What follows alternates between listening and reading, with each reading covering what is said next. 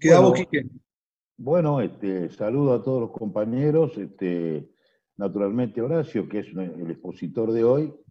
Más que conocerlo, somos del barrio, porque somos de la quinta sección, que es la más poblada del interior de la provincia de Buenos Aires.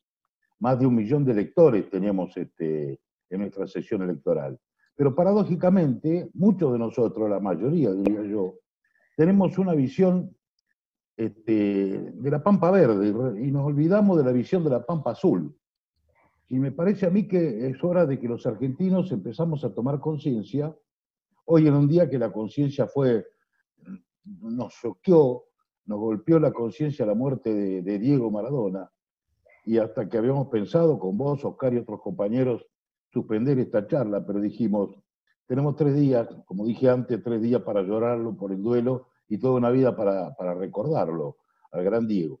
Y bueno, digo, con nuestra conciencia, sobre todo la grande mayoría de los argentinos, es pensar en la Pampa Verde. Y resulta que la Pampa Azul es más importante o tan importante como la verde. Y nos sacudió otro hecho que parece una cuestión colateral, pero no lo es. Como fue que a los 10 días de haber desaparecido el submarino a San Juan, la Armada chilena localizara el submarino en aguas costeras prácticamente argentinas. Eso demuestra que los chilenos, que tienen un país finito, con una superficie muy longilínea y muy poco, diríamos, extensa, sí longitudinal, tienen mucha más conciencia del mar que la que tenemos nosotros, que lo tenemos, que tenemos esta pampa que no le damos mucha importancia. Sin embargo, es hora de que empecemos a imbuirnos y a conocer un poco más, no solo el mar, sino también los ríos de Argentina. Vale la pena porque fue hace poco día la vuelta obligado. Y resulta que aquella hito soberano parece desdibujado con todo lo que pasó después con los negociados, con lo que es el hoy, donde en los ríos están, así como Galeano escribió las venas abiertas de América Latina, nosotros tenemos las venas abiertas para el saqueo por nuestros grandes ríos. Entonces Horacio es un hombre que es del palo, que es un hombre del palo marítimo, del palo fluvial, es del palo acuático, si se quiere, como armador de barcos, y fue subsecretario en el gobierno de Cristina, nuestro gobierno, subsecretario precisamente de esta área, ¿no? Entonces, nada mejor que él para que de alguna manera nos pinte un panorama de cómo están las tensiones hoy, y cómo es el trabajo que hay que hacer para concientizarnos a todos los argentinos acerca de la importancia de la Pampa Azul, de esta Pampa inexplorada por nosotros. Te dejo la palabra, Oscar, y a Horacio. Bienvenido y muchas gracias por acompañarnos.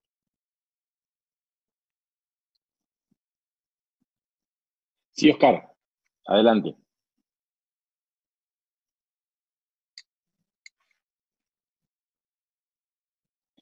Bueno, no sé si me escuchan bien.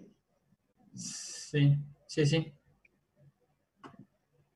Bueno, bueno, gracias, Quique. Si les parece, avanzamos. Primero agradecerle la invitación. No sé si me escuchan bien. Sí, perfecto. Perfectamente. Bueno, sí, me pareció oportuna la reflexión de Quique, ¿no es cierto? Hoy, obviamente, aquellos que nos gusta el fútbol, que forma parte de nuestra identidad como argentinos, obviamente es un día que estamos todos muy conmocionados, ¿no? Esta partida del jugador más grande que dio nuestra patria, la verdad que con lo que significa. Y la verdad que yo decía y estaba reflexionando que la figura de Maradona excede, digamos, a un jugador de fútbol. Fue un instrumento de algo mucho más importante. Fue portador de un pueblo que sufre, que protesta, que insiste y que resiste, ¿no? Y hoy veía unos chats de Lula diciendo que no solamente despedía a un jugador, sino un luchador latinoamericano que había peleado, y esa fue la palabra que utilizó Lula, por la soberanía latinoamericana. O sea que me parece que también hoy estar juntos y reflexionando sobre un tema tan importante como la soberanía, me parece que también es una forma de homenajearlo, porque sin duda fue una de las voces de pueblo y de pueblo argentino. Dicho esto, también me pareció importante lo de Quique respecto de esos conceptos o criterios de la Pampa Azul y de la Pampa Verde, ¿no?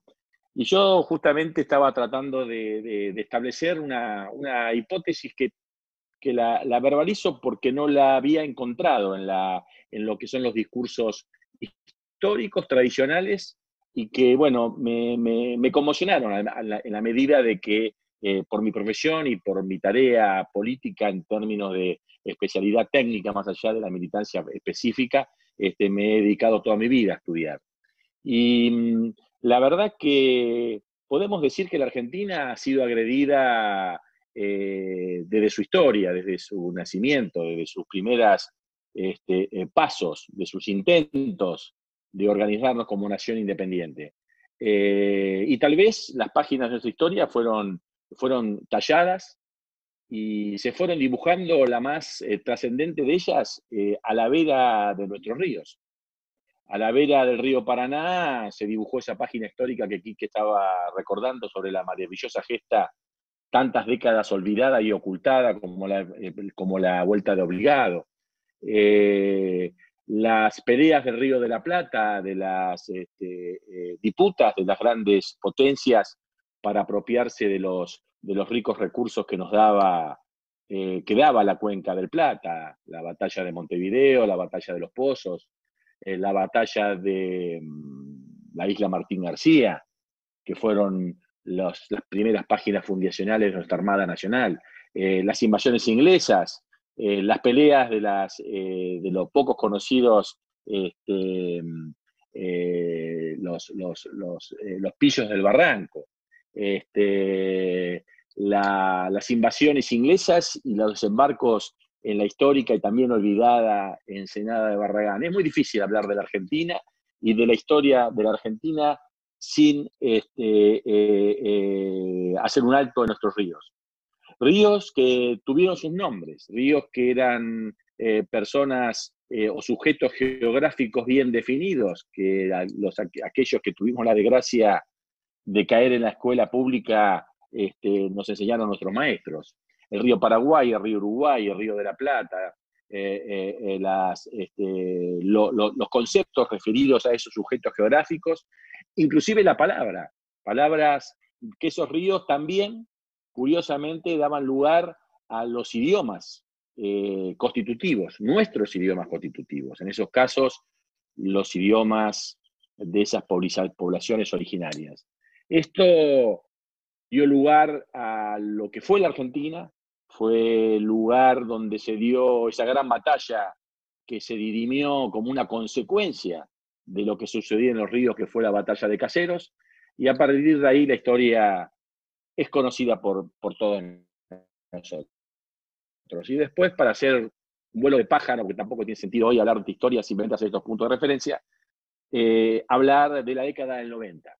La década del 90 evidentemente marcó a fuego a la Argentina, un mundo que irrumpía con una supuesta alucinación de victoria, donde se entendía que la caída del muro de Berlín, en vez de haber sido lo que realmente fue la caída de una estructura bipolar, se la confundió como una victoria de un sistema sobre otro. La victoria del mercado, la victoria del liberalismo, la victoria final sobre las concepciones colectivas, y a partir de ahí la alucinación del poder único, hegemónico, de la potencia de Estados Unidos, y ese consenso de Washington que impuso no solamente a la Argentina, sino al mundo entero, una visión muy clara que marcó a fuego no solamente la Argentina, sino el resto de los países, especialmente sudamericanos.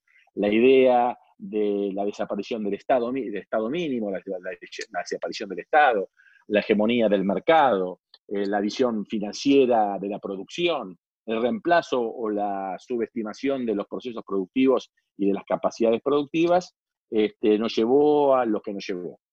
Ese consenso de Washington, que en su momento fue una poderosa alianza atlántica, terminó a partir del 2001 con la caída de las Torres Gemelas y después finalmente en 2008 con el derrumbe del sistema financiero, quedó convertido en un residuo miserable de pandillas financieras que hoy continúan como residuos malolientes, inclusive dominando algunas partes del mundo, y entre otros la Argentina. A partir de esa década del 90, la instrucción era que los argentinos debíamos abandonar el agua, que los argentinos teníamos que dedicarnos solamente de tranquera adentro a plantar, que de los ríos y los mares y del transporte marítimo, de la industria naval, de los puertos, eran temas demasiado importantes que teníamos que dejar o, digamos, deslindar a las grandes corporaciones que ellos sí sabían realmente cómo hacer y tenían los capitales suficientes para hacerlo. De esa forma destruimos nuestra flota fluvial, destruimos Elma, destruimos nuestros astilleros, desmantelamos nuestros puertos, entregamos los dragados que eran hechos por el Ministerio de Obras Públicas a las multinacionales exportadoras, partimos la Argentina al medio, le dimos una participación hegemónica al puerto de Montevideo, de tal forma que la Argentina quedaba segmentada en una Argentina fluvial y una Argentina atlántica.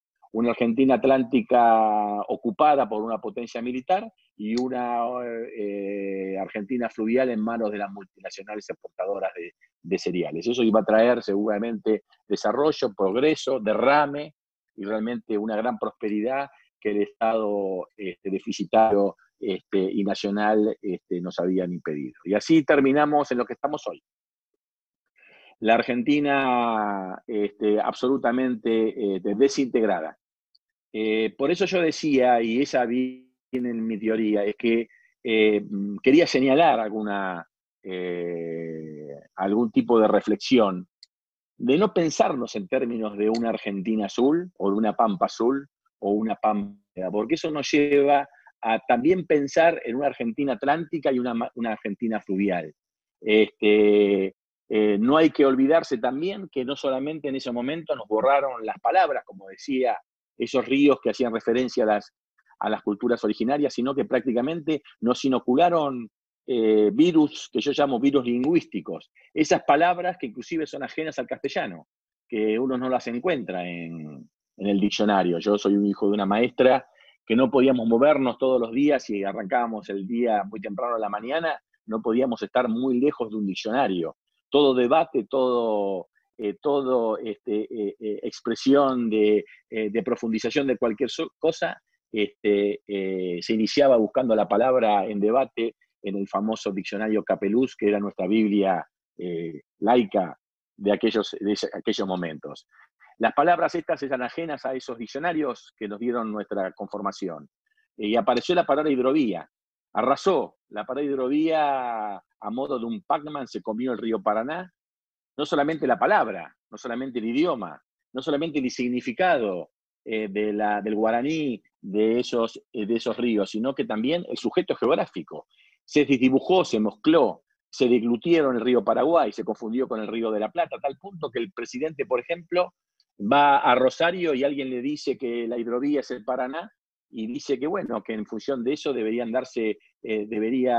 ser formadas o dirigidas solamente por las provincias de su vera, y sin saber que justamente cayó en la trampa de la palabra hidrovía, porque abajo de la palabra hidrovía no había percibido el presidente que le habían entrado por la ventana nada menos y nada más que el río de la Plata. Por eso yo lo que advierto ahora es que no hay escenarios distintos, no hay una Argentina o una Pampa azul y una Pampa verde, no hay un Atlántico, no hay una Argentina fluvial. Es todo una, lo que pasa es que nos las han desintegrado. Pero no solamente en términos teóricos están desintegradas. Es decir, el hecho que esas palabras hayan capturado determinados segmentos, como si fueran, la palabra es como una lámpara que ilumina una parte de la realidad y omite las otras, ¿no? Es decir, la palabra, como decía Nietzsche, esos residuos de las viejas metáforas olvidadas, iluminan una parte de la realidad. Cuando hablamos hidrovía, iluminamos una parte de la realidad de forma confusa, porque es una iluminación que no tiene bordes. Hoy, si a la multinacional le conviene apropiarse del Río de la Plata, entonces el Río de la Plata forma parte de la hidrovía. Si el día de la mañana el Río de la Plata no es conveniente porque haya que pagar cosas y lo tiene que pagar el Estado, la sacan de la palabra hidrovía. No es más un residuo de una metáfora vieja como el río Paraná, sino que simplemente un mutante que se acomoda de acuerdo a los intereses de estas multinacionales.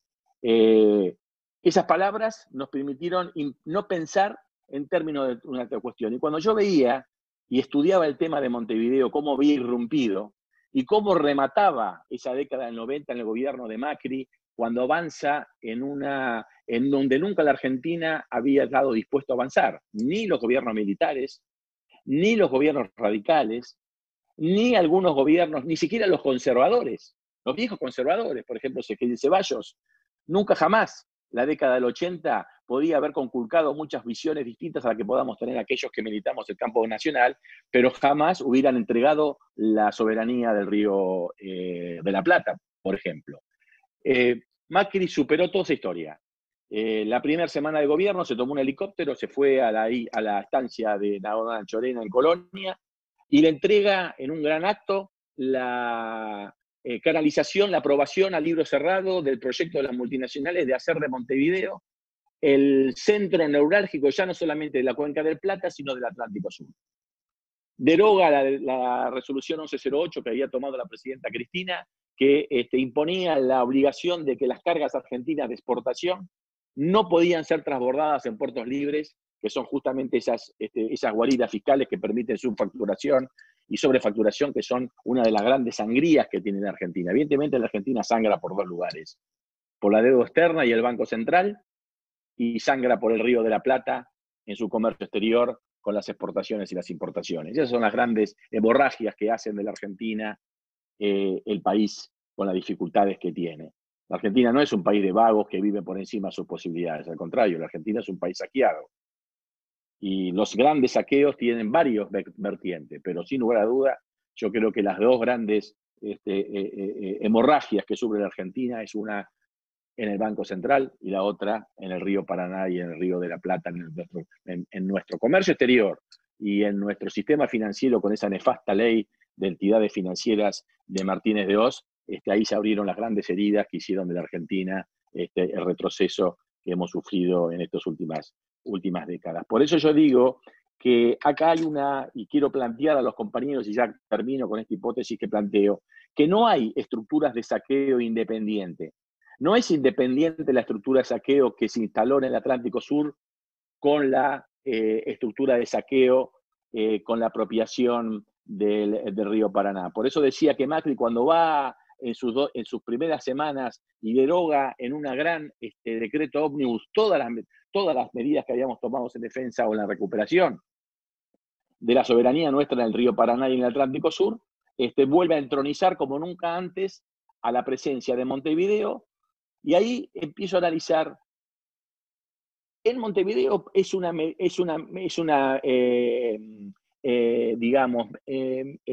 bisetrix que corta el Atlántico Sur, porque no habría saqueo en la pesca del Atlántico Sur y no habría ocupación, o sería muy difícil la ocupación militar en las Islas Malvinas, o sería más complejo, digamos, las reivindicaciones de los países que se quieren apropiar de nuestras reivindicaciones antárticas si no existiera Montevideo.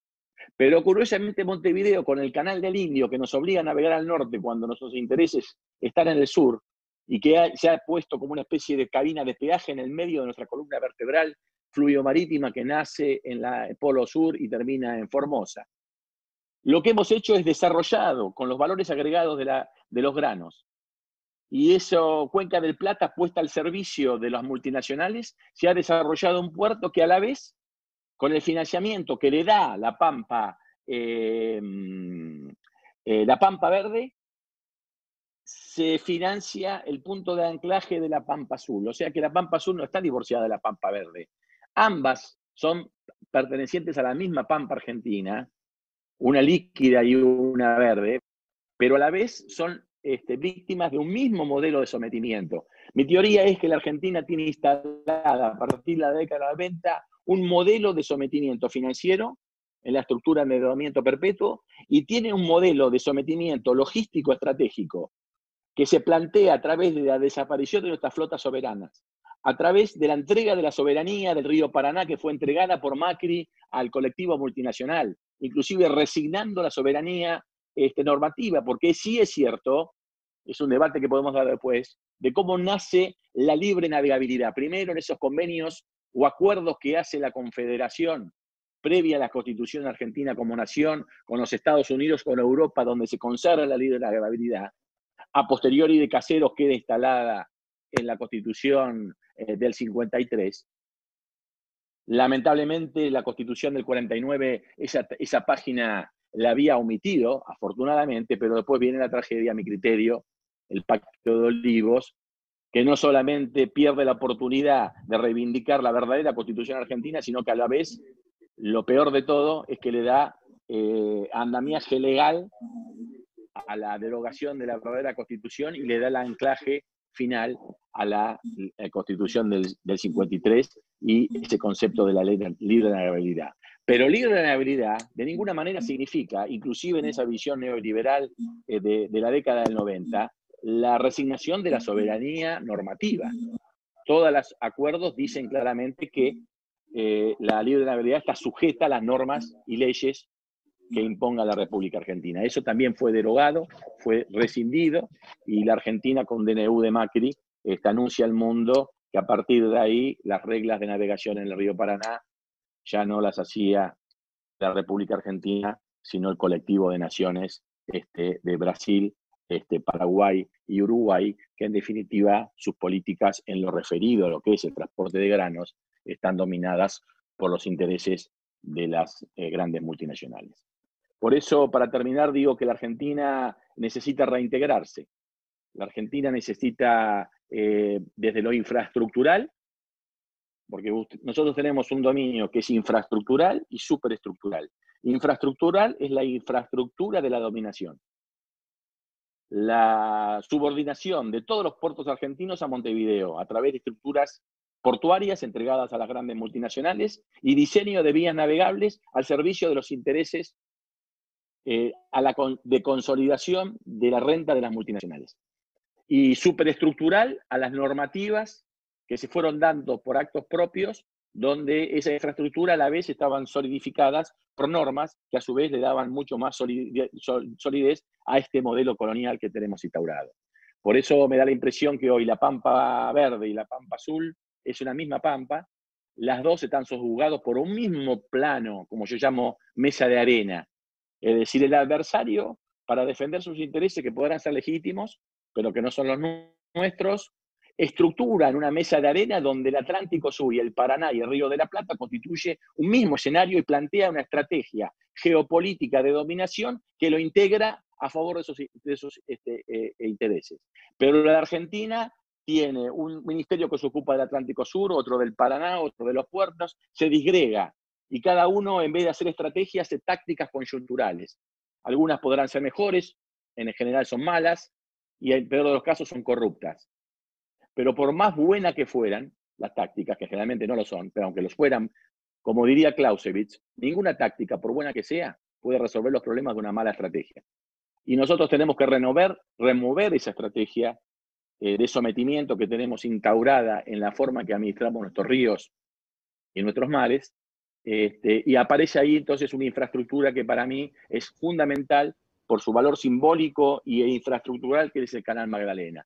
El Canal Magdalena le corta la cabeza al enemigo porque unifica en un canal soberano, sin necesidad de tener un servidumbre de pasos con terceros países, toda la Argentina fluvial y marítima. Podemos integrar a través del agua, desde el Polo Sur hasta Formosa. Y ahí aparece entonces el valor de la recuperación de una flota de bandera, una soberanía logística que nos va a permitir la recuperación de un protagonismo y una capacidad de fiscalización del Estado en el comercio exterior, que es justamente el punto donde sangra la Argentina en igual cantidad que lo que sangra a través del Banco Central, y a partir de ahí empezaron a repechar la cuesta de renovar las estructuras jurídicas y legislativas a los efectos de ir consolidando este nuevo modelo soberano de logística estratégica del agua.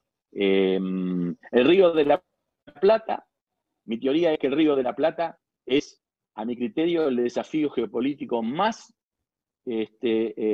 acuciante que tiene la Argentina.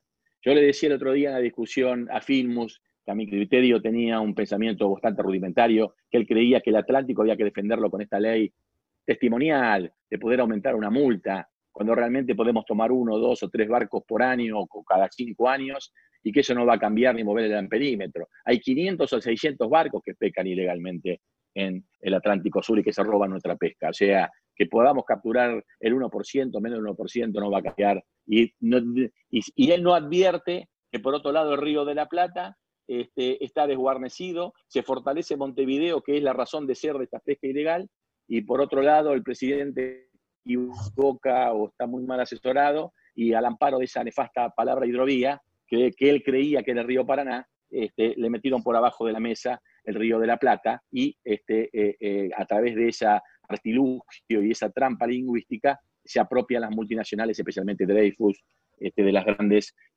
corporaciones, también el control del Río de la Plata. Yo decía, qué arbitrario es la idea de invitar a Formosa a participar de una empresa que se va a dedicar a administrar el Río de la Plata y sin embargo se lo deja fuera Tierra del Fuego, que desde el punto de vista económico el Producto Bruto Tierra del Fuego es mucho más dependiente del Río de la Plata que el de Formosa. Formosa podría vivir sin el Río de la Plata. El que no puede vivir sin el Río de la Plata, evidentemente, Tierra del Fuego.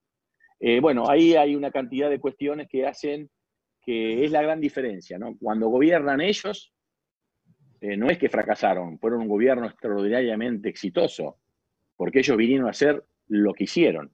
Por eso tardaron 15 días para, con una batería de DNU, dar vuelta a la historia y entregar la soberanía de medio Atlántico Sur y del Río de la Plata. Nosotros a un año de gobierno nada hemos hecho. Incluso tenemos en nuestro propio frente visiones que son mucho más cercanas a la Embajada de Estados Unidos y esta visión neoliberal que a un proyecto nacional. Y la verdad que ellos avanzan rápidamente por acción y nosotros no establecemos las cuestiones que tenemos que establecer, ya no por acción, sino por visión. Entonces, un poco yo, ya terminando, diciendo que la hipótesis que yo plantea es que la Argentina no tiene pampas separadas y que ambas pampas están sometidas de un modelo de sometimiento logístico estratégico que no son dos, sino que es uno solo, y que requiere por parte del Estado Nacional un abordaje que pueda integrar una visión sistémica de interpretar a los mares y a nuestros ríos no como elementos, como sujetos simplemente de transporte, sino como evidentemente elementos sustanciales desde la lógica de la geopolítica. Yo decía que cuando uno tiene que interpretar un río o el mar, no lo debe interpretar desde un transporte, desde un costo, desde una inversión, desde una obra pública. La primera lógica dominante para dar la primera explicación de las definiciones de los instrumentos que tenemos tiene que estar dominado por la lógica geopolítica. Y eso es lo que hoy yo veo, una alarmante ausencia de una visión estratégica en este punto. Y como dice Clausewitz, seguiremos haciendo ensayos de miles tácticas, que algunas serán buenas, malas o regulares, algunas corruptas, algunas bien intencionadas. Pero por más buena que sea, vamos a seguir chapoteando en el barro y remando el dulce de leche, si no realmente tenemos una capacidad de respuesta del Estado Nacional en este punto que yo quiero señalar. Bueno, estoy dando un vuelo de pájaro y quiero dejar lugar al debate, que me parece lo más jugoso de la jornada de hoy. El compañero... Hola. Perdón. Sí, habla Oscar. No, el compañero Kiko Jiménez preguntaba si se puede derogar el decreto firmado por Macri. Y después está el compañero Jorge Brown, que hizo una pregunta también, y el compañero del INSEP, que vi que hay tres preguntas, digamos. ¿Por qué, Oscar, no le dejás que los compañeros hagan la pregunta si Horacio está de acuerdo? Si está Horacio de acuerdo. Sí, yo estoy a disposición en el debate, inclusive entre ustedes mismos, y si queda alguna duda de lo que yo pude expresar y lo puedo evacuar, por supuesto, a disposición para ampliar todo lo que a ustedes les parezca oportuno. Bueno, le solicitamos a los compañeros que soliciten la palabra y que sean breves a fines de poder escuchar las respuestas de Horacio Tentamán.